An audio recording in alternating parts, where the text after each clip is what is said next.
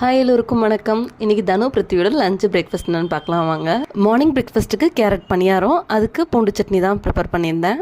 லஞ்சுக்கு புதினா சாதம், கத்திரிக்காய் தொக்கு, இந்த ரெண்டு காம்பினேஷனும் அவ்வளோ டேஸ்ட்டாக இருக்கும். இந்த ரெசிபிஸ் எல்லாமே இந்த வீடியோவில் அட்டாச் பண்ணியிருக்கேன். பார்த்துட்டு எப்படி இருக்குன்னு சொல்லிட்டு செஞ்சு பார்த்துட்டு கமெண்ட் செக்ஷனில் சொல்லுங்கள். ஃபஸ்ட்டு கத்திரிக்காய் தொக்கு ப்ரிப்பேர் பண்ணிடலாம். இதுக்கு நம்ம கத்திரிக்காயோட காம்பை மட்டும் கட் பண்ணிவிட்டு நீட்ட வாக்கில் கட் பண்ணிவிட்டு தண்ணியில் போட்டுருங்க, இல்லைனா கருப்பாயிரும். உடனே செய்கிறதா இருந்தாலுமே கொஞ்சம் நேரம் தண்ணியில் போட்டிருந்தோம் அப்படின்னா கலர் மாறாது. ஒரு பேனில் சிம்பிளாக அது பண்ணிடலாம். எண்ணெய் ஊற்றிட்டு கடுகு உளுந்தம் பருப்பு கருவேப்பிலை போட்டுட்டு நம்ம வெட்டி வச்சிருந்த கத்திரிக்காவை வந்து தண்ணியிலேருந்து புழிஞ்சிட்டு இதில் ஆட் பண்ணிவிட்டு மஞ்சத்தூள் மிளகாய் தூள் அவ்வளோதான், சால்ட் ஆட் பண்ணிவிட்டு நல்லா குக் ஆகணும். அது வரையும் அப்படியே விட்டுருங்க. தண்ணி எதுவும் ஊற்ற தேவையில்லை. எண்ணெயிலே நல்லா அது வெந்து எண்ணெய் பிரிஞ்சு வரும். அப்போ நம்ம ஃப்ளேம் ஆஃப் பண்ணிடலாம். தயிர் சாதம், புதினா சாதம், வெஜிடபிள் ரைஸ்க்கு எல்லாமே இந்த கத்திரிக்காய் தொக்கு நல்ல ஒரு அட்டகாசமான காம்பினேஷன். இப்போது கேரட் பணியாரத்துக்கு ஃபஸ்ட்டு தாளிப்பு கொடுத்துடலாம். அப்படியே கேரட் ஆட் பண்ணும் போது ஒரு டேஸ்ட் இருக்கும். பட் இந்த மாதிரி வதக்கி ஆட் பண்ணும் போது இது ஒரு டேஸ்ட் கொடுக்கும்.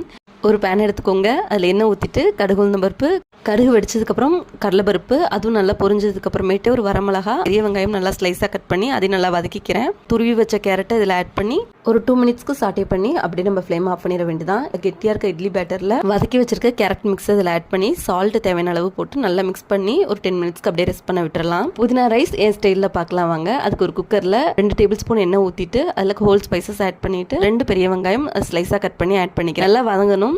ஒரு மிக்சி ஜாரில் ஒரு கைப்பிடி புதினா, ஒரு துண்டு இஞ்சி, ஒரு 10 பல்லு பூண்டு, 3 பச்சை மிளகா, இதோட ஒரு 1/4 கிளாஸ் வாட்டர் ஆட் பண்ணி நல்லா ஃபைன் பேஸ்ட்டாக அரைச்சி எடுத்துக்கோங்க. வெங்காயம் வதங்கினதுக்கப்புறம் இந்த பேஸ்ட்டையும் ஆட் பண்ணி நல்லா எண்ணெய் பிரிஞ்சு வரணும். அதுக்கப்புறம் ஒரு மீடியம் சைஸ் தக்காளி அதையும் ஆட் பண்ணி நல்லா வதக்கிக்கோங்க.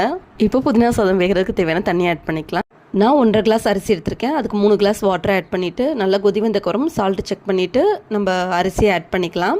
அரிசி ஆட் பண்ணி நல்லா ஒரு மிக்ஸ் கொடுத்துக்கோங்க. ஒரு 5 மினிட்ஸ்க்கு அப்புறமேட்டு குக்கரோட லிட்டை க்ளோஸ் பண்ணி 2 விசில் மீடியம் ஃப்ளேமில் விட்டு 10 மினிட்ஸ்க்கு அப்புறம் ஓப்பன் பண்ணால் புதினா சாதம் ரெடி. கேரட் பணியாரத்துக்கு சைடிஷ் பார்த்துடலாம். இதுக்கு 2 பழுத்த தக்காளி, 2 வரமிளகா, 10 பல்லு பூண்டு, அதை வந்து தோல் உரிக்காமல் கழுவிட்டு ஆட் பண்ணிக்கோங்க. சால்ட் ஆட் பண்ணி நல்லா மிக்ஸியில் கிரைண்ட் பண்ணிவிட்டு பேனில் நல்லெண்ணெய் ஊற்றி கடுகு உளுந்தம் பருப்பு வெடிச்சதுக்கப்புறம் மிக்ஸியில் கிரைண்ட் பண்ணதையும் இதில் ஆட் பண்ணி ஒரு 10 மினிட்ஸ்க்கு நல்லா கொதிக்கணும். எண்ணெய் பிரிஞ்சு வரணும். இப்போ பூண்டு சட்னி ரெடி. இது கண்டிப்பாக தோசை, இட்லி, பணியாரம் இது எல்லாத்துக்குமே நல்ல ஒரு காம்பினேஷன். கண்டிப்பாக ட்ரை பண்ணி பாருங்கள். கேரட் பணியாரம் ஊற்றிக்கலாம். இது ரொம்ப சாஃப்டாக இருக்கும். இட்லி மாவை வச்சு இவ்வளோ சாஃப்டாக பணியாரம் செய்ய முடியும்னா கண்டிப்பாக இந்த கேரட் பணியாரம் செய்ய முடியும். பணியார பேன் வச்சுட்டு அதில் எல்லா இடத்துலையும் கீயோ இல்லை நல்லெண்ணெயோ ஆட் பண்ணிவிட்டு ப்ரிப்பேர் பண்ணி வச்சிருந்த பேட்டரை எல்லா கல்லையும் ஊற்றிட்டு மீடியம் ஃப்ளேமில் வச்சுக்கோங்க. மூடி வச்சு 2 சைடும் திருப்பி போட்டு எடுத்தோம்னா பணியாரம் ரெடி.